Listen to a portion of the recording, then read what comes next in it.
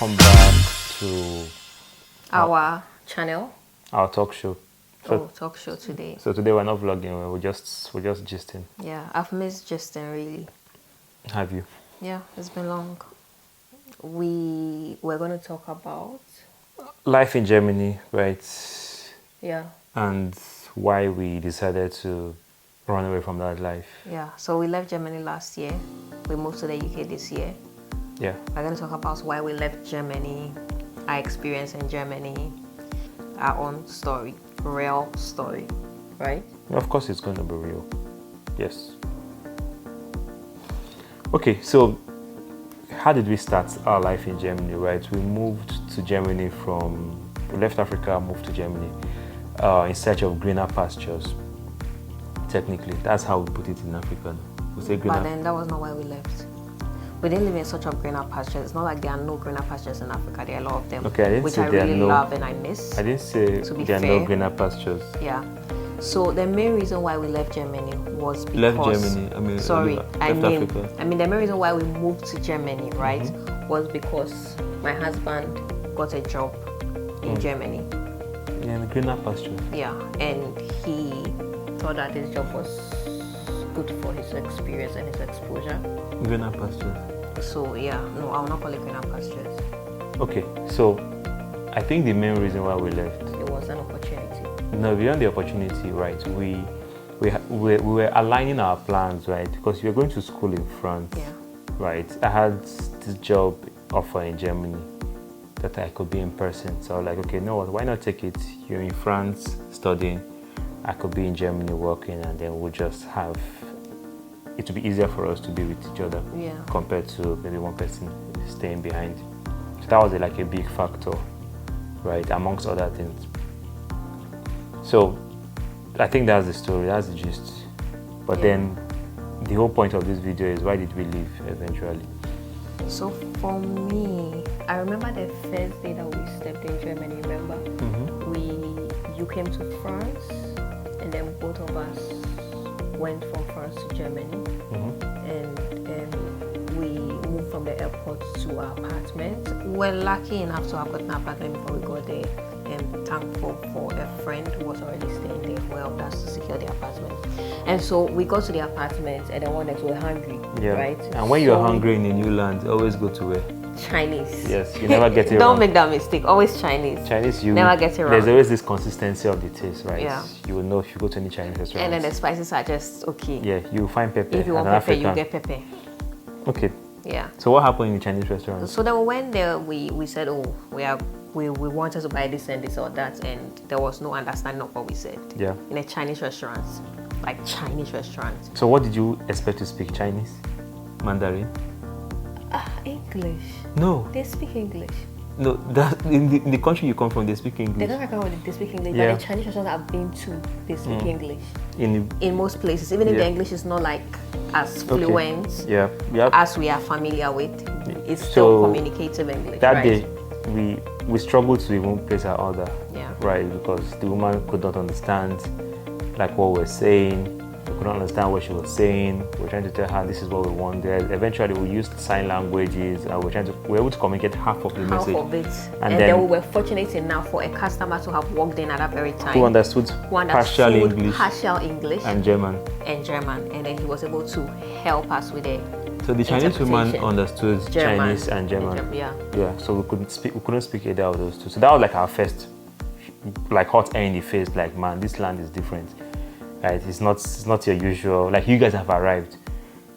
I mean, like, people will say, what about France, right? But then the fact that I spoke French made it seem like seamless for us to navigate in France. Before then, we had been in France for the past 3 months. Yes. 3 months before then. So everywhere we go to, she speaks French. So she would just go there and super français with them.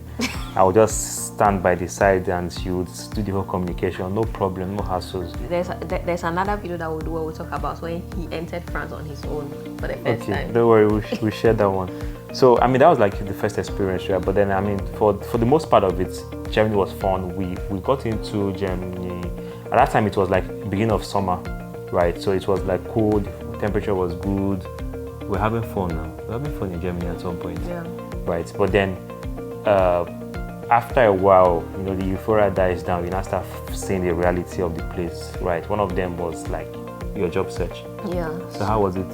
So I tried looking for jobs in Germany, and this is specifically Berlin. So everything we're talking about is Berlin because that's where we're staying, right? Mm-hmm. Berlin is the capital of Germany, isn't it? It's no. Oh, it's not? So okay, I'm not sure, but okay, I mean that is where the most foreigners are in Germany, I suppose, or supposed to be like the most diverse city in Germany. And during summer break, I was trying to look for internships in Germany, and I saw that the requirements, all of them or almost all of them, was to have to be able to speak German, at least up to a certain extent, maybe around like the intermediate level, right?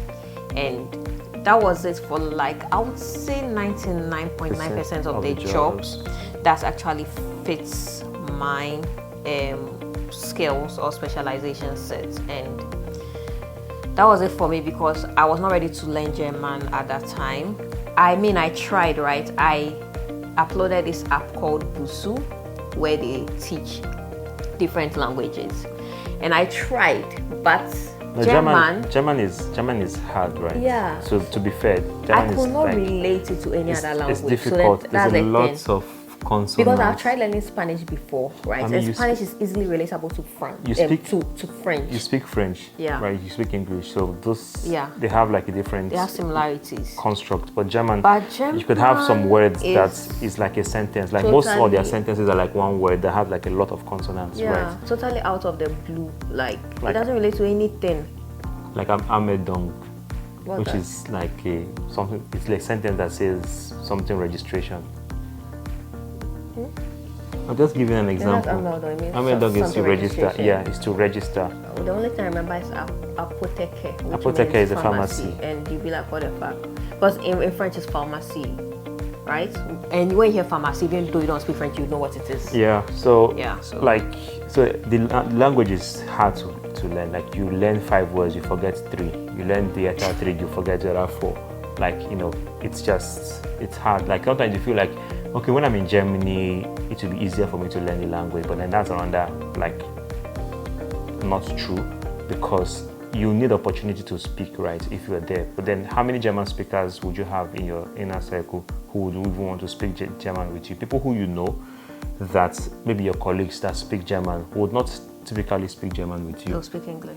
You speak English. They want to be like, okay, this is how we can communicate, right? So it's only somebody who really likes you and wants to go through the pain of like listening to your messed up version. Like you, somebody who really has the patience and the time. The person has like you. Actually, technically, when I said the person has to really. Because it has to be sacrificial for me to want to teach you the language. And teaching the language means I have to listen to your messed up version and correct you and be patient, right? So that person has to be like your closely knit body. It's not easy to get Germans that way, to be honest, right? They're not like the most friendly bunch of people. I don't think it makes sense to say you want to start practicing German with German speakers if you don't even know the basics. So at least you need to like learn the basics on your own. No, even if you know the basics, that's with any right? language. Yeah, even if you know the basics, speaking it, most times you find that if you try to speak even that little with people, they will switch back to English because they feel like you're struggling, and sometimes even from a place of empathy, I don't know. Yeah. Right. So that's another challenge. So for her, being able to get access to like financial, economic opportunities was like a deal breaker for us. Yeah. Right. Because if you can't get a job, then what are we doing here? And let's talk about your story when you were sick. Oh, okay. For me, access to healthcare is another. I mean, access to anything other than businesses, right, is a big deal. So anything like what aside healthcare? No, anything other than a business. No, most businesses will try to get someone who speaks English because they know like immigrants are in this place. But non-business is like maybe a government parastatal. You would need to get a German speaker. Like for instance, I fell sick, right, and then I had to start calling. I asked around, how do we do? I had to call. There's a number you call in Germany to get people to come check you.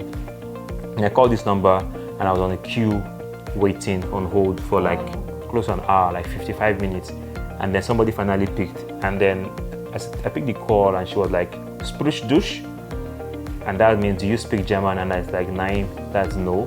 That was the only thing you main knew dash Germany, right? main dash needs good. Jeez. Main dash needs good. Oh. Like my German is not good, right? As soon as I just said that one, they just ended the call. I was like, this is a lie. 1 hour of my time. One of your time when you were 1 sick. hour, like for real, just 1 hour just went like that. So I was like, you know what? 10 Maybe minutes. it's a mistake. I called back. I waited another 50 minutes. Someone else picked. Same thing. Spruce douche, 9. It just ended like that. 2 hours had gone. I called the third time. No, it's not there. So this was between 6 and 9 I was p.m. in France by then. Yes, I called for the third time. After the third time like this person, the third person tried to even say, Spruce douche. And this one even said it like maybe 4 or 5 times. I mean, I kept saying 9. English fever. They said sorry, and then they ended it. That's why I knew that there was problem, right?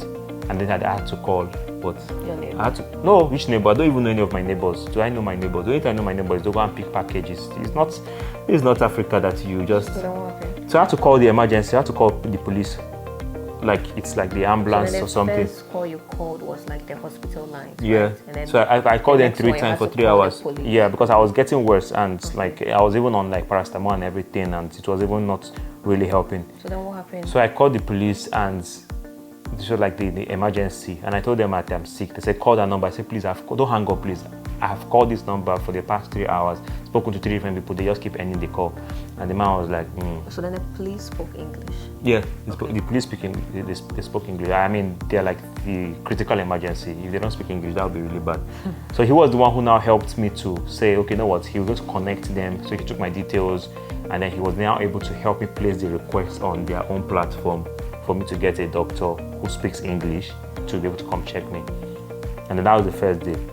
The doctor checked me. She just said, okay, are you okay, this and that. And then she came to my apartment. She did all the whole checks, and then she left.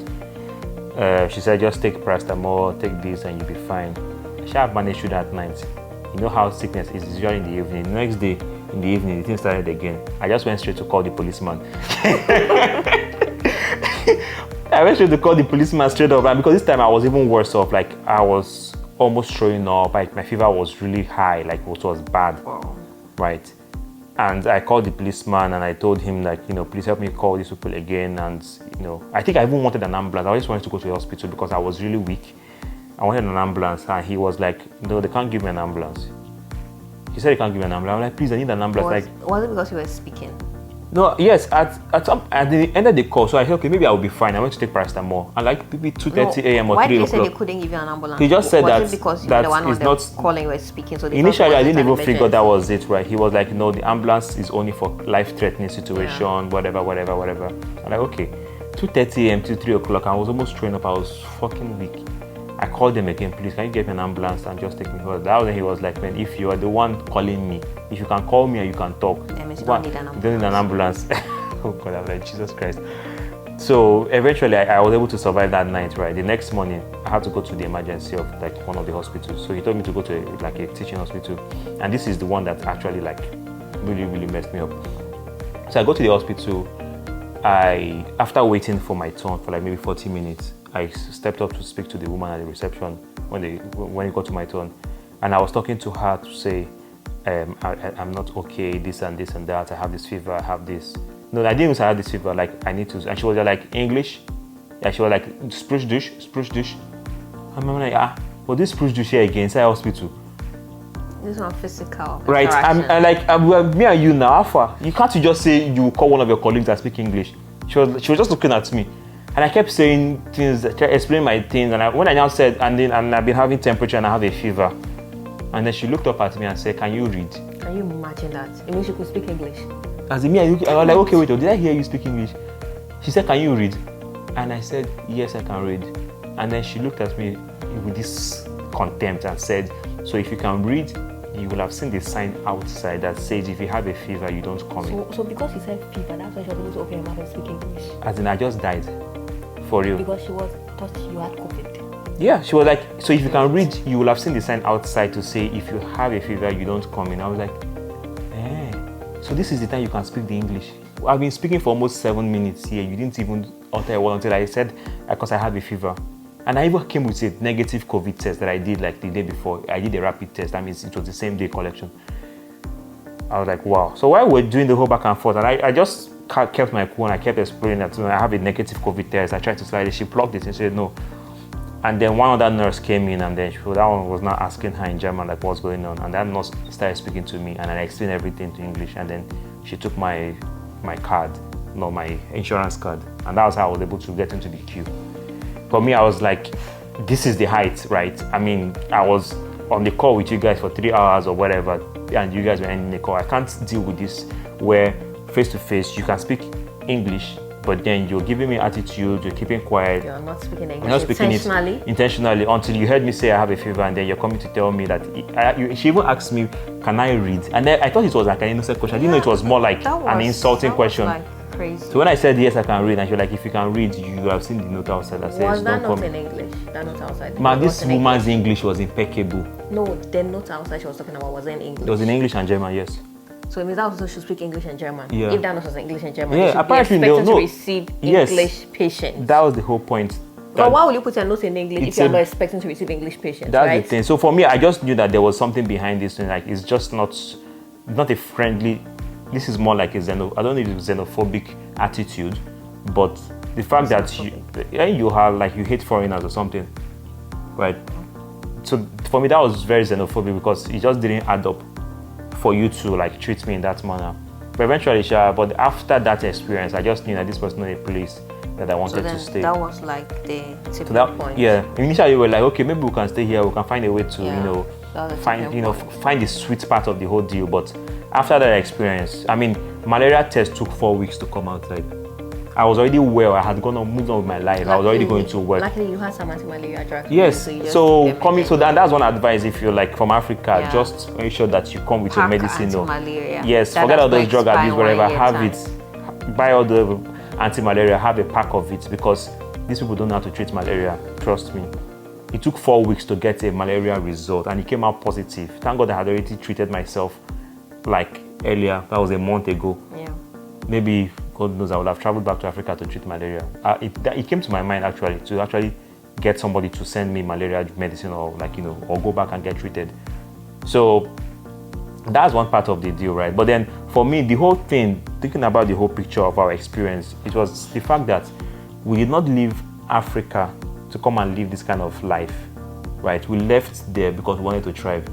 So what's the point of coming to a land that I'm paying taxes of almost 45% of my gross income? And you know the health insurance that you were paying? Right. My health insurance bill was 998 euros per month. You mentioned it's almost 1,000 euros. Almost, let's just say 1,000 euros per month. And then you enter hospital, and this money is paying the yes, people working in I'm funding you guys. So then you are paying them. Yes, I'm paying your salary for real. So my insurance bill was like almost 1,000 euros per month. And then I go to the hospital and you're telling me spruce douche. I'm calling your line, you're telling me spruce douche. Like, so I did not leave Africa to come and live substandard life here and be subjected to some whatever ideologies you guys have and not be able to thrive, right? For me, that was like enough deal breaker to know that, you know what, at least anywhere I'm going to live going forward, they need to be like an English speaking country where I don't even have to I don't have to jump to that hurdle. If you're going to insult me, let me hear what you're saying. Yeah. Do you understand? Let's not even start with a different language. If I'm sitting on a train and then you are talking, let me understand Let's what not you even are start saying. that train because, God. You know the thing, what we call black privilege, where if you're sitting, That's very different. if yes, now when you enter the train and you're sitting, we call it black privilege because you sit down and nobody wants to sit with you. Like most times, so the black privilege, you enjoy the food thing. You just be on your own. But to be fair, it's not all the time anyway. No, it's not all the time, but it happens. Some people don't want to share chair with you, and I even like it. Like, it just gives me a lot of space to spread. Yeah, but then that's even not the whole deal. The whole point is that we wanted a place where we can thrive, where we know we can prosper without like too much hurdles to cross. Yeah. Right? Because even when you learn the language, then what next? You still have to. You will never ever. How many other countries speak German as their first language anyways? Right? Yeah, that's the thing. And then integrating into the culture is another thing that I feel like was going to be another bottleneck for us down the line, right? Would you ever feel like you belong here? Can you eat the food which is cabbage and what? And potato. Okay. So guys. So I think that's like for us the major thing where we just started looking for opportunities outside of Germany, right? We just started looking for opportunities, and luckily we found the way and we're able to move, and we've been having fun in the UK. Yeah. I mean, there's no perfect place, right? Yeah. But at least we don't have to When I got to the guess UK for the first time and I sat in a train and I heard English. So say relieving. it sorted. I'm like, wow, So relieving English to finally. go to the train station In a and look train. around, and you will be like, okay, exit here, entrance here, station, platform 1, platform 2. You're able to read, bruh. Anyway, Sha, but if you're going to move to Germany, you just have to know that there are some things that would not be as rosy as you think it's going to be. So you have to choose your own why and decide to live with some things. So I think the main thing is to just know what it is. Just know it and not to be surprised, right? Yeah. Okay, I mean, there's a lot of tech guys who I know who are in Germany whose wives are just sitting at home and not doing anything. And that was not like the kind of life we thought we wanted to live. I know that, of course, if you're in tech, like for me, I'm in tech, it's easy to get opportunities because your skill is very transferable. But if you're not in tech, if your spouse is not in tech, then you have to start thinking about that possibility. Like, okay, how can you guys both maybe be able to be productive and support one another career-wise or financially? Yeah. That's a deal breaker for us, man. Yeah. All right, guys. If you watched this far, thank you. And let us know if you have any questions. Let us know your experiences. If you have similar experiences, share them in the comment section below. Don't forget to like, to subscribe to our channel. And we'll talk later.